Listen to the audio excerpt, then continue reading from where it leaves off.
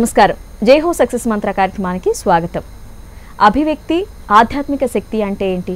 మరి దీని గురించి వివరించడానికి ఈరోజు మనతో ఉన్నారు చల్లా రామఫణి గారు, corporate trainer and life coach. మరి వారిని అడిగి మరిన్ని వివరాలు తెలుసుకుందామా?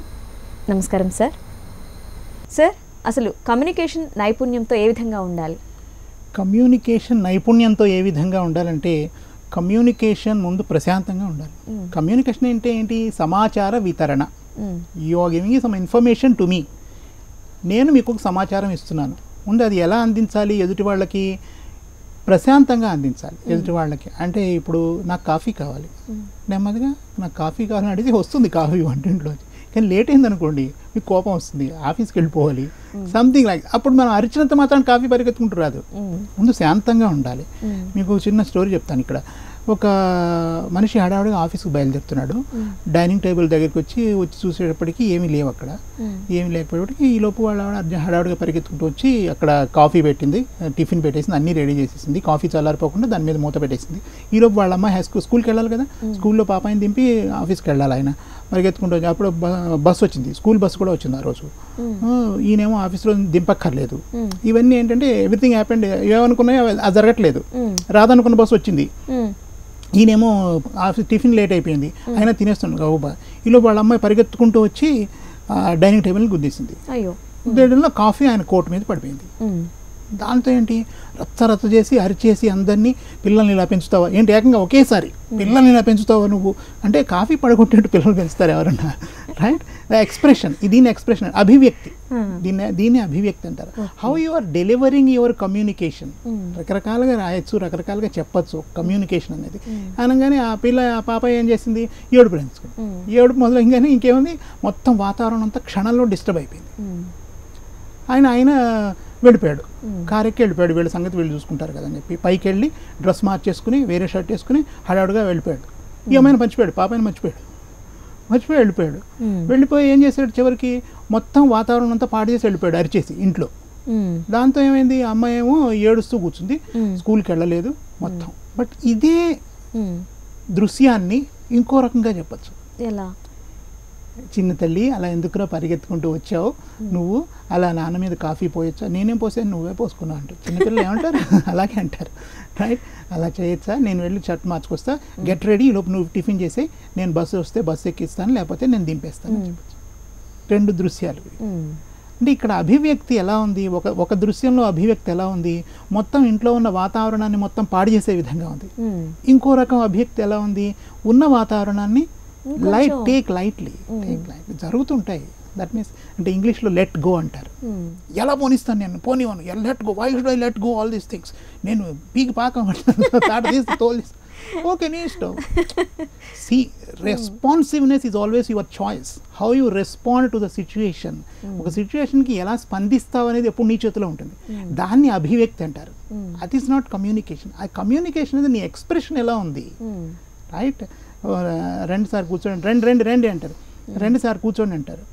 ఆహా వచ్చారా, రండి అంటే రెండింటికి చాలా తేడా వెటకారంగా ఉంది. Expression, how you express your. ఇంకోటి బాడీ లాంగ్వేజ్. ఎక్స్ప్రెషన్లో బాడీ లాంగ్వేజ్ కూడా చాలా ప్రాధాన్యత ఉంటుంది దీనికి. ఒక ఆటోని పిలుద్దాం అనుకోండి, మనం ఏం చేస్తాం, ఆటో ఇట్రా అని పిలుస్తాం సింపుల్గా. బట్ ఆటో అటువైపు ఉన్నాడు, మీరు ఇటువైపు ఉన్నారు, ట్రాఫిక్ కట్ వెళ్తుంది, మీరు ఇటువైపు యూ టర్న్ తీసుకుని వాడు రావాలి. ఆటో ఇట్రా అంటామా, వెళ్తాం మనం, వాడు వస్తాడా, వీడు కొట్టడానికి పిలుస్తాడు, ఇలా అంటాడేంటి అంటే సింక్ లేదు. మన మాటకి చేతకి సింక్ లేదనమాట. మన ఎక్స్ప్రెషన్ ఒకలా ఉంది, మన అభివ్యక్తి ఒకలా ఉంది, మన కమ్యూనికేషన్ ఒకలా ఉంది. ఈ మూడు రకరకాలుగా ఉన్నాయి అనమాట. ఎదుటి మనిషి కన్ఫ్యూజ్ అవుతాడు. కన్ఫ్యూజ్ అవ్వడం కాదు, భయపడతాడు కూడా. That is where. ఇటువంటివన్నీ అవాయిడ్ చేయాలంటే మనిషి స్పిరిచువల్ కోషియంట్ డెవలప్ చేసుకోవాలి. అభివ్యక్తికి, వ్యక్తి చక్కగా ఉండాలంటే అభివ్యక్తి, ఆధ్యాత్మిక శక్తి డెవలప్ చేసుకోవాలి. ఆధ్యాత్మికం అంటే పూజలు, భజనలు, బొట్లు పెట్టుకోవడం, గుళ్ళకి వెళ్ళడం, గోపురాలకు వెళ్ళి తిరగడం, పారాయణలు చేయడం, గుడి చుట్టూ ప్రదక్షిణ చేయడం, ఇది కాదు ఆధ్యాత్మిక శక్తి అంటే. రైట్? మీ లోపల ఇన్నర్ స్ట్రెంగ్త్, ఆది భౌతిక శక్తి, the very spirit which is inside you, which will make you real personality. Right? The way you reflect yourself, the way you react in any situation, that is your real personality. అబ్బా వాడు చాలా శాంతంగా ఉంటాడట, అబ్బో మా వారు వాతావరణం పాడు చేయాలంటే మా వారిని పిలిస్తే చాలు, నాశనం చేసి పెడతారు మొత్తం అంతా. ఇలా మాట్లాడుతుంటారు ఇళ్ళల్లో. అంటే ఒకసారి పిల్లవాడిని చూస్తా అంటుంటా నేను. ఆయన బాగానే ఉంటాడు, but he has created such an impression with his expression. Right, అబ్బో ఆయన వస్తున్నాడు పదండి, బాస్ వస్తున్నాడు అంటే జనాల ఎక్స్ప్రెషన్ ఎలా ఉంటుంది ఆఫీస్లో, సీరియస్ అయిపోతారు అందరూ. That means he creates that kind of image అనమాట. అంటే మీ కమ్యూనికేషన్ వలన ఇమేజ్ రాదు, మీ ఎక్స్ప్రెషన్ వలన మీకు ఇమేజ్ వస్తుంది. పర్వాలేదండి, ఏం పర్వాలేదు, నీళ్లు పడ్డాయా కూర్చోండి నేను తుడిచేస్తాను అంటారు కొంతమంది. నీళ్లు పోసుకుంటావు, బుద్ధి లేదు, చిన్నపిల్లాడువా, ఇలా అరిచారు అనుకోండి మొత్తం వాతావరణం పాడైపోతుంది. Your expression is different from your character, right? అందుకని you have to IQ, intelligent quotient. IQ ఎంత అని చూస్తారు, ఐన్స్టీన్ ఐక్యూ టాప్లో ఉంటుందంట. OQ, operational quotient. ఒక పని మీకు ఇస్తే how you have operation, the execution, దాన్ని బట్టి మీ ఆపరేషనల్ కోషియంట్. ఎగ్జిక్యూషన్ బ్రహ్మాండం చేస్తుంది, అమ్మాయికి పని ఇవ్వండి అంటారు, అమ్మాయి చేస్తుంది, మీరు చెప్పక్కర్లేదు, అమ్మాయికి చేసేస్తుంది, రిజల్ట్ వచ్చేస్తుంది మీకు. బాస్ కూడా ఎప్పుడు కూడా ఎవరెవరు బాగా పనిచేస్తారో వాళ్ళని దగ్గర ఉంచుకుంటాడు, వాడిని పిలు అంటారు ప్రత్యేకంగా, అటువంటి వాడిని పిలు అంటాడు, కనపడే వాళ్ళందరినీ పిలవరు. This very important. అందుకని తర్వాత ఐక్యూ, ఓక్యూ, పీక్యూ అంటే professional quotient. How your profession, how your profession, మీరు ప్రొఫెషనల్గా మీరు ఏ విధంగా ఎక్స్ప్రెస్ చేస్తున్నారు మీ ప్రొఫెషన్లో, మీరు ఏ విధంగా టైంకి ఆఫీస్కి వస్తున్నారా లేదా, మీ ఉద్యోగానికి తగిన దుస్తులు వేసుకుంటున్నారా లేదా, all these things are very important. Time 1 గంట లేట్గా ఉండాలని బాస్ చెప్పినా కూడా మీరు చిరాకు పడకుండా ఆఫీసులో ఉంటున్నారా లేదా, ఒక పని ఎక్స్ట్రా చెప్తే మీరు బాస్ మీద చిరాకు పడుతున్నారా, ఇవన్నీ కూడా మీ స్పిరిచువల్ కోషియంట్ బాగుంటే మీ ప్రవర్తన బాగుంటుంది. ఈక్యూ అంటారు, ఇమోషనల్ కోషియంట్, అంటే మీ భావోద్వేగాల ప్రవర్తన, మీ భావోద్వేగాల నియంత్రణ ఎలా ఉంది. ఎవరైనా ఏమైనా చిన్న ట్రిగ్గర్ ఇలా అనుకోండి మీ వెంటనే కోపం వచ్చేస్తుంది, రైట్? అలా కాకుండా మీ భావోద్వేగాలు నియంత్రించుకుంటున్నారా లేదా వర్క్ ప్లేస్లో. A leader has to lead, a leader must have spiritual quotient, emotional intelligence, ఆధ్యాత్మిక శక్తి అంటారు. నేను సింపుల్గా అబ్రివేషన్లో ఆశ అంటుంటా. ఆశ అంటే ఆ డాట్ శ డాట్, ఆధ్యాత్మిక శక్తి ఆశ అంటే. It is not, that is called spiritual quotient. Spiritual quotient ఎప్పుడు మనుషులకు వస్తుంది, ప్రశాంతంగా ఉండాలి. అంటే బాస్తో how close you are, boss పట్ల నీ యాటిట్యూడ్ ఎలా ఉంది, బాస్ యాటిట్యూడ్ నీ పట్ల ఎలా ఉంది, ఇవన్నీ కూడా ఎస్క్యూ కిందకు వస్తాయి. Spiritual quotient, when your inner strength is more, when you with stand any kind of situation, ఎటువంటి వాతావరణాన్నైనా పరిస్థితినైనా నువ్వు ఎదుర్కొనే స్థితిలో ఉండడాన్నే ఆధ్యాత్మిక శక్తి అంటారు. అది మీకు లోపల ఉన్న శక్తి, ఇంటర్నల్ స్ట్రెంగ్త్ అన్నమాట. అది ఎదుర్కోవడానికి ఏదైతే ఉపయోగపడుతుందో దాన్ని ఆధ్యాత్మిక శక్తి అంటారు. అలా లేకపోవడం వలన నేను చెప్పినట్టు ఎన్నో కంపెనీలు మూతపడిపోయినాయి, ఎన్నో జీవితాలు రోడ్ల మీద పడ్డాయి. మరి ఈ స్పిరిచువల్ కోషియంట్ని ఎలా డెవలప్ చేసుకోవాలి? ఒక బాస్ కానీ మీ పదవి ఏదైనా కావచ్చు, చిన్న వర్కర్ కావచ్చు, ముందు ప్రశాంతంగా ఉండడం అనేది చాలా ముఖ్యం. ఎప్పుడైతే మీరు ప్రశాంతంగా లేరో, అశాంతితో ఆఫీస్కి వచ్చారో, యూ కాంట్ కంట్రిబ్యూట్. మీరు ఆఫీస్లో ఉదాహరణకి ఈరోజు నా జీతం 1000 రూపాయలు అనుకుందాం, రైట్? 1000 రూపాయలు నా జీతం ఉన్నప్పుడు 1000 రూపాయలకి తగిన పని ఈ కంపెనీకి ఇవాళ నేను ఇచ్చానా, చేశానా, 1000 రూపాయల జీతానికి నేను అర్హుడనేనా అని మనం ప్రశ్నించుకోవాలి.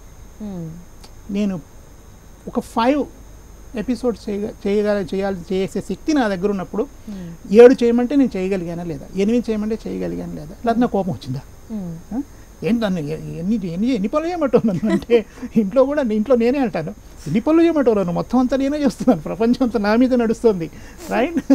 ఇలా ఎవరికైనా కోపం వస్తుంది. These are minimum basics. But ఎటువంటి పరిస్థితి, మనమేమి మహర్షులం స్వామీజీలం కాదు కదా, మామూలు మానవుడికి కోపం వస్తుంది. That is called anger management. ఈ యాంగర్ మేనేజ్మెంట్ సవ్యంగా ఉండాలంటే, అంటే కోపాన్ని నియంత్రించుకోవడం ఎలా. సడన్గా కోపం వచ్చేస్తుంది, మనం దాన్ని ఆపలేం. Anger is 1 letter short of danger. మీరు యాంగర్ అని రాయండి కాగితం మీద, ఆ ఏముందో డీ పెట్టండి, ఏమైంది అది డేంజర్ అయింది, రైట్? ఒక అక్షరం తీసేస్తే డేంజర్ అయిపోతుంది అది. అలాగే మీరు మాట్లాడేటప్పుడు ఒక అక్షరం ఎక్కువ మాట్లాడినా కూడా డేంజర్ అయిపోతుంది. అంటే అభివ్యక్తి అంటారు. This is what is called expression. కమ్యూనికేషన్లో ఎక్స్ప్రెషన్ ఎలా ఉంది అంటే, వాడు ఎలా అన్నాడు, సాయంత్రం రండి అని మామూలుగా చెప్పాడా, పోరా పో అని చెప్పాడా, ఎలా చెప్పాడు, హౌ ఈజ్ ఈజ్ ఎక్స్ప్రెషన్, ఎలా చెప్పాడు నీకు చెప్పేటప్పుడు అని అడుగుతాడు కొంతమంది. నువ్వు అక్కడికి వెళ్ళావా, పని మీద వెళ్ళావా, వాడు ఎలా ఉన్నాడు, మూడ్ ఎలా ఉంది, ఏ విధంగా చెప్పాడు, దిస్ ఇస్ వెరీ ఇంపార్టెంట్. వాడి దగ్గరికి వెళ్ళావా 10 లక్షలు చెక్కు తీసుకురావడానికి, వాడు ఎలా ఉన్నాడు, మూడ్లో ఉన్నాడా, 10 లక్షలు కాదు సార్ 10 రూపాయలు ఇచ్చే మూడ్లో కూడా లేడు వాడు, వాడు ఏడుపు మొహం పెట్టు కూర్చున్నాడు, వాడి దగ్గర లేవుట, అలా అయితే ఎలా అని మనం కోపించుకుని లాభం లేదు. You have to wait sometimes. మన చేతుల్లో ఉన్న పని మనం చేయలేనప్పుడు ప్రశాంతంగా ఉండొచ్చు. ఆ సమస్యను మనం పరిష్కరించగలమా, పరిష్కరించలేం కదా. పరిష్కరించలేనప్పుడు ప్రశాంతంగా ఉండాలి. ఎప్పుడైతే మనం ప్రశాంతంగా లేమో వాతావరణం మొత్తం పాడు చేస్తాం. దాంతో you are spoiling your day and spoiling the day of others also. మీ రోజును మీరు పాడు చేసుకుంటున్నారు, ఎదుటి వాళ్ళ రోజును కూడా పాడు చేస్తున్నారు. In any kind of relation you must have spiritual quotient. దానికి భారతీయులు వాళ్ళే అందులో కూడా నాయకులు. భారతీయ ఆధ్యాత్మిక తత్వం మనకి మన పునాది ఏంటంటే స్ట్రెస్ ఫ్రీ లైఫ్ ఏ విధంగా గడపాలి ప్రపంచానికి నేర్పింది మనమే. ధ్యానం, యోగం, ప్రాణాయామం, వాకింగ్, ఇవన్నీ వాకింగ్ మనమే ఎక్కువ చేస్తాం. ఆఫ్ కోర్స్ సుఖానికి కూడా కంఫర్ట్ జోన్, సుఖం ఎక్కడుంటే అక్కడికి పరిగెడతాం మనం అర్జెంటుగా. అందుకనే ఒబిసిటీ ఇటువంటివన్నీ ఎక్కువ పెరిగిపోయినాయి ఈ రోజుల్లో. అవును కదా, ఇప్పుడు ఎక్కడ సుఖంగా ఉంటాం అనమాట. కుర్చీలో కూర్చుని ఆఫీస్లో కూడా నడవకపోవడం, దానివల్ల విపరీతంగా బాడీ పెరిగిపోవడం, ఫ్యాట్ పెరిగిపోవడం బాడీలో, right, all these things related to your stress. ఈ స్ట్రెస్ వలన ఎక్కువ రావడం వలన మధుమేహం, డయాబెటీస్ రావడం. ఫస్ట్ వచ్చేది డయాబెటీస్. లోపల బయటికి టెన్షన్ వదలకుండా లోపల కొత్తలాడిపోతాం అనుకోండి, ఫస్ట్ షుగర్ వస్తుంది. రైట్, షుగర్ అనేది వారసత్వం. ఈ రోజుల్లో పిల్లలకు కూడా వస్తుంది. That means if you want to lead life of wellness, first you have to control your self. Control self control, that is very important. Swami Sivananda చెప్తారనమాట, you be moderate in everything, eat less, work less, sleep less, talk less, read less, everything less. Less అంటే అన్ని తక్కువ చేయమని కాదు, మనకు less అంటే మనం మొత్తం చేయం అసలు. రైట్, కంట్రోల్, మోడరేట్గా చేయాలి, ఎంత చేయాలో అంతే చేయాలి. అంటే అతి చేయకూడదు, అతి సర్వత్ర వర్జయేత్, ఎప్పుడైనా కూడా అతి చేయకూడదు అనమాట. That's why you have to focus always on your spiritual quotient. ఉదయం లేవగానే వాకింగ్కి వెళ్ళడం కూడా పూజ లాంటిది. ధ్యానం చేసుకోవడం, ధ్యానం అంటే మళ్ళీ దేవుడు పటం, దేవుడు ముందు పెట్టుకోవడం, ఇవన్నీ don't link. Religion is different, your personal practice for your wellness is different. ప్రపంచంలో ఏ ఋషి కూడా దేవుడిని పూజించని చెప్పలేదు, ఏ మహర్షి కూడా. దేవుడు పటం ముందు పెట్టుకుని మీకు ఏ దేవుడు కూడా కనిపించడు, ఏ గురువు కూడా కనిపించడు. మీరు ఎప్పుడైనా చూసారో లేదో. గుళ్ళు గోపురాలు అనేవి సాంస్కృతిక నిలయాలు. నలుగురు అక్కడ కలుస్తారు, మాట్లాడుకుంటారు. రైట్, చెప్పుల మీద దృష్టి పెట్టి దేవుడికి దండం పెట్టుకుంటుంటారు. రైట్, ఆల్ దీస్ థింగ్స్ ఇవన్నీ కూడా ఒక టీమ్ అనమాట. నలుగురు కలిసే ప్లేస్ గుడి అంటే, కలిసి ప్రసాదం తింటారు. This will create harmony in society. నలుగురు కలిసి ఉండాలనే తత్వం, గుళ్ళో కలవడం, మీటింగ్లు పెట్టుకోవడం, గుళ్ళో భజన చేయడం, ఇవన్నీ టీం వర్క్కి దోహదం చేస్తాయి, టీమ్ స్పిరిట్కి దోహదం చేస్తాయి. సమాజంలో టీమ్ స్పిరిట్కి అందరం కలిసి ఉన్నామనే భావాన్ని ప్రోజు చేస్తాయి ఇవన్నీ.